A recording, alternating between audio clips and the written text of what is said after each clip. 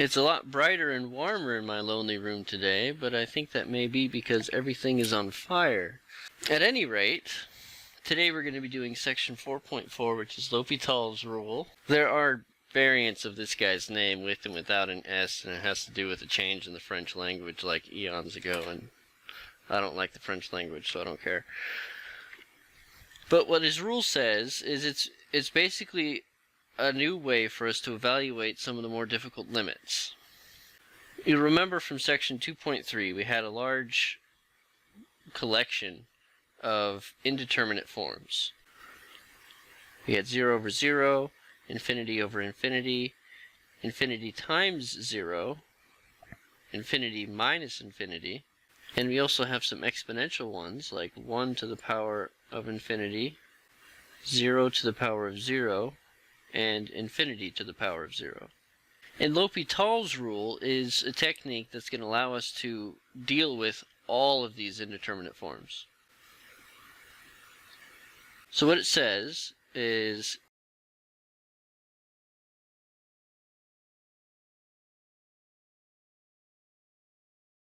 if f of x and g of x are both differentiable functions, and the limit of f divided by g is of 0 over 0 or infinity over infinity indeterminate form, then the limit of f over g is equal to the limit of f prime over g prime. I can take the limit of the top half of the function and the bottom half separately and try to reevaluate my limit, and I'll get exactly what it should have been in the first place. So an example of when we need to use this is if I have the limit as x goes to infinity of the natural log of x cubed divided by x. And we'll notice that this is of infinity over infinity indeterminate form, which means I'm able to immediately apply L'Hôpital's rule. So I'll do that, saying that this equality is from L'Hôpital's rule. I have the limit as x goes to infinity. I'll take the derivative of the top half, which will be 3 times the natural log of x multiplied by, squared, multiplied by the derivative of natural log, which is 1 over x, and divided by the derivative of x is just 1. So I'll rewrite this, which is always a good idea. I get 3 natural log of x squared divided by x, which is actually an indeterminate form again. So I'll just go ahead and use L'Hôpital's rule again.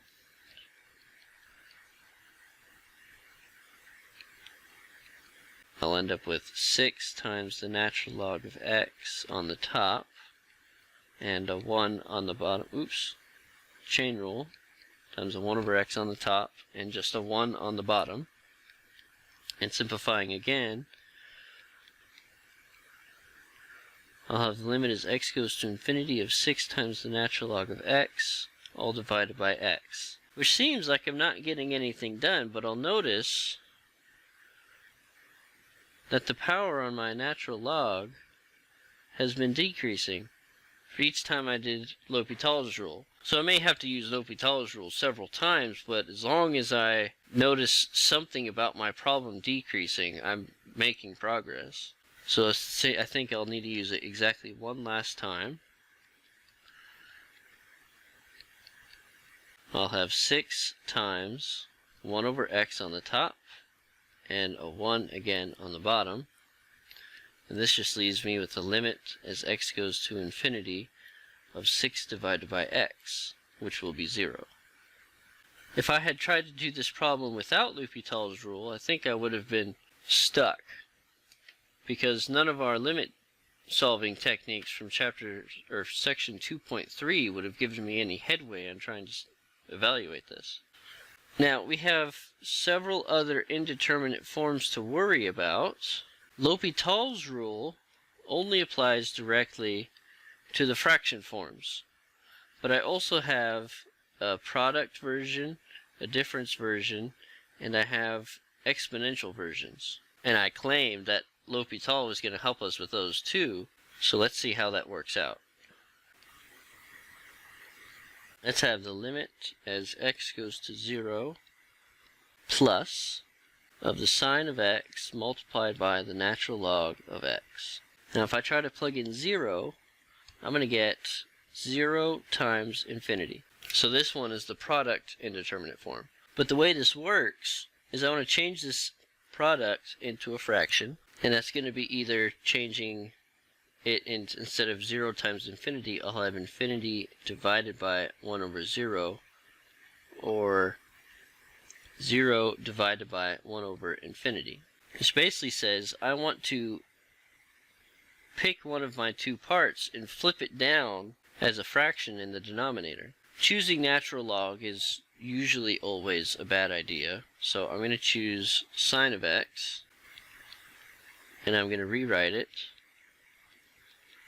as the natural log of x divided by 1 over sine of x. If I were to simplify this complex fraction, I would get back to my original problem. And for simplicity of notation for now, I'm going to change this to the limit as x goes to 0 plus of natural log of x divided by cosecant of x. But now if I try to do this, I'm going to get infinity over infinity indeterminate form. This one will actually be negative on top, but that won't make much of a difference. So I can use L'Hopital's because I have the right kind of indeterminate form, and that's going to give me the limit as x goes to 0 plus of 1 over x on top divided by the derivative of cosecant of x is negative cosecant of x times cotangent of x. It's important to not get distracted when doing these, and don't do the quotient rule unless I absolutely have to. Here, if I had kept 1 over sine of x, I would have done the quotient rule. But since I have a standard fraction and I'm using L'Hopital's rule, I do not do the quotient rule.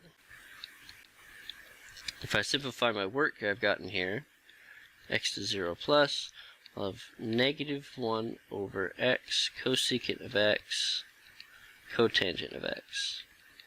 And I'm having a bit of difficulty trying to decide what this limit is going to be based on how it looks, because I've got cosecants and cotangents, so I'm going to switch back to sines and cosines and see if it's easier to evaluate. Giving me the limit as x goes to 0 plus of negative sine of x quantity squared divided by x cosine of x. And I definitely know what this does. This is going to look like 0 over 0 indeterminate form. But I actually have two ways to proceed for this problem. If we remember, we can recognize I have sine of x over x as x goes to 0, and I know what that limit does. So if I try to use that, I'll have sine of x over x times a negative sine of x over a cosine of x. This first half is going to be the limit that goes to 1, and the second half is going to turn into 0 divided by 1. So I can evaluate this limit with older techniques to get 1 times 0 divided by 1, which is equal to 0. But I could still charge forward using L'Hopital's rule.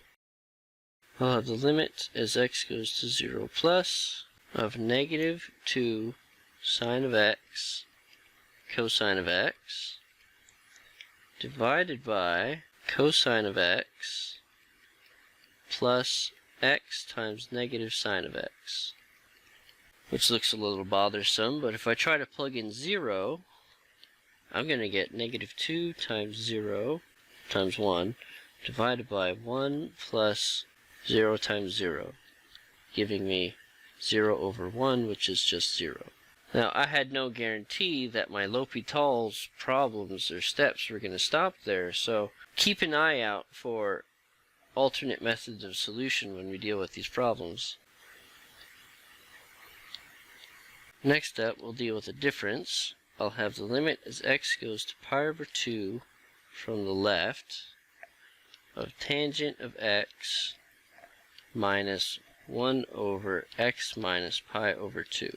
And if I try to evaluate x goes to pi over 2 from the left, tangent is infamous for this. I'm going to get infinity minus 1 over smaller than pi over 2 minus pi over 2. That's a small negative number. This is actually negative infinity. I guess that one's a plus infinity. So I don't even have to use L'Hopital's for this because that's not indeterminate. But for the sake of argument, let's use pi over 2 minus x. That'll change this into an infinity minus infinity indeterminate form, and maybe we'll get something more interesting out of it.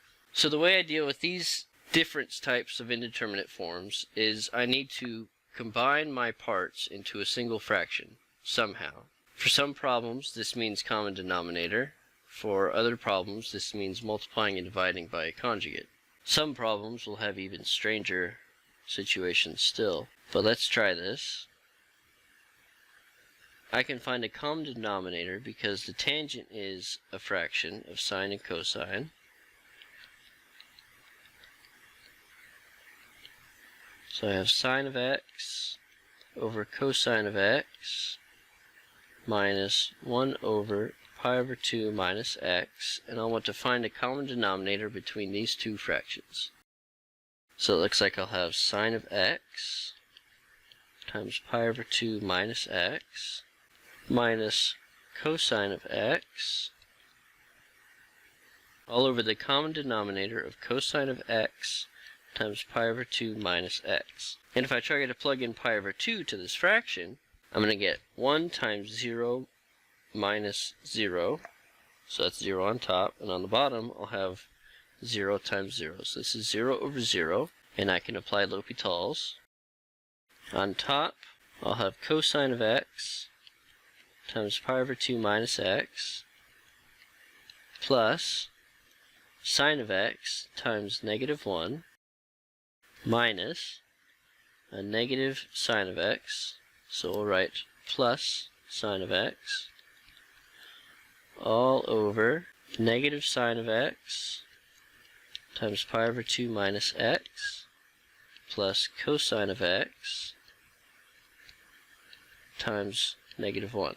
It seems like L'Hopital's is actually making this problem worse, but let's try to clean this up.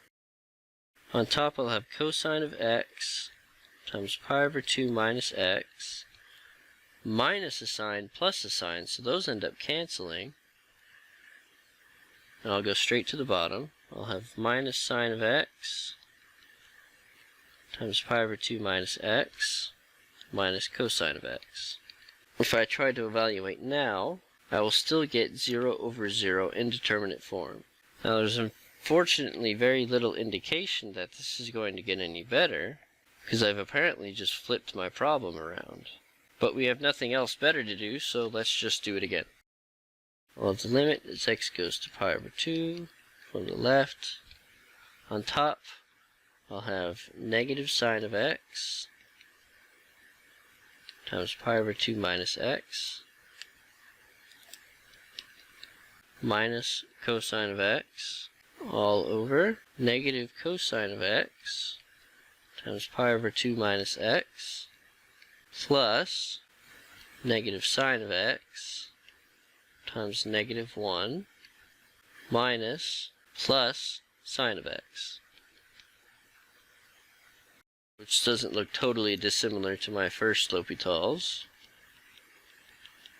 So on the top I have negative sine of x pi over 2 minus x minus cosine of x, and on the bottom this time I have negative cosine of x times pi over 2 minus x plus, this is a positive sign, and this should be a positive sign because I had a negative cosine before, so this is now plus 2 sine of x, and this is just enough difference to evaluate my limit, I think. So evaluate this, I end up getting 0 minus 0 over 0 plus 2 times 1, which actually evaluates to 0 this time. So even if it looks hopeless, it's not always hopeless.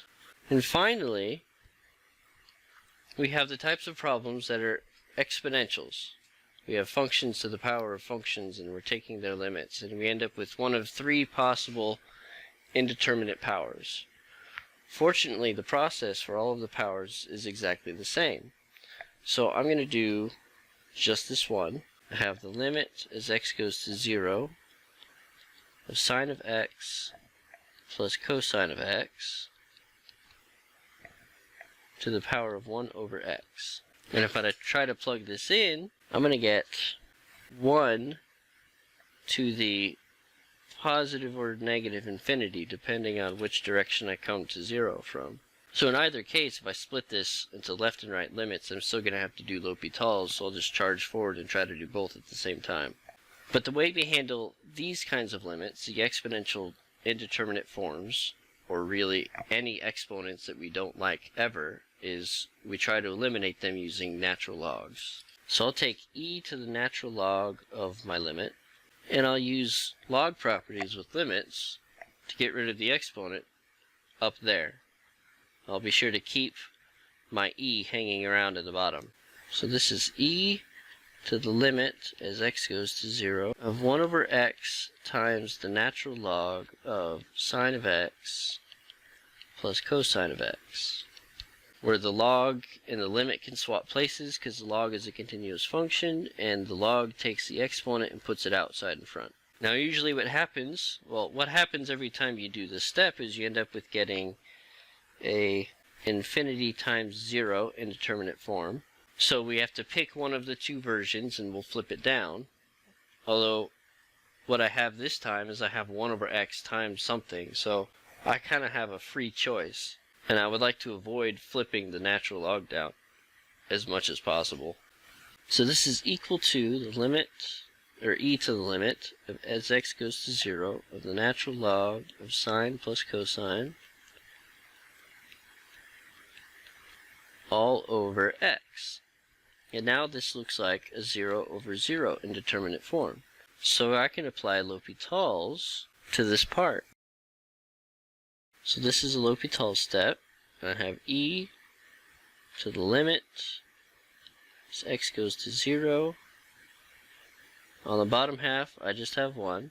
And on the top half, I'm going to have cosine of x minus sine of x divided by sine of x plus cosine of x.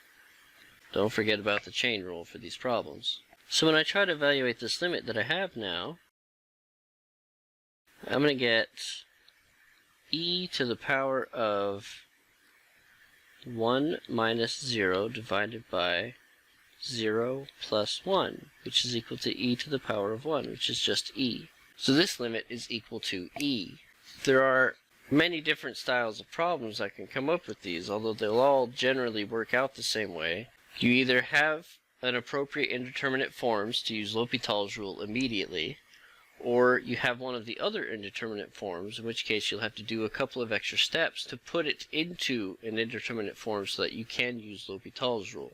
And L'Hopital's rule is the derivative of the top half of the problem over the derivative of the bottom half of the problem. Don't just take the derivatives of the parts. If you have a fraction on the top, then you'll have a quotient rule for the derivative of the top. But you will not be doing the quotient rule for the whole problem, even though it is already a fraction. This is the last topic before the second exam, so be sure to practice several of these as much as you can.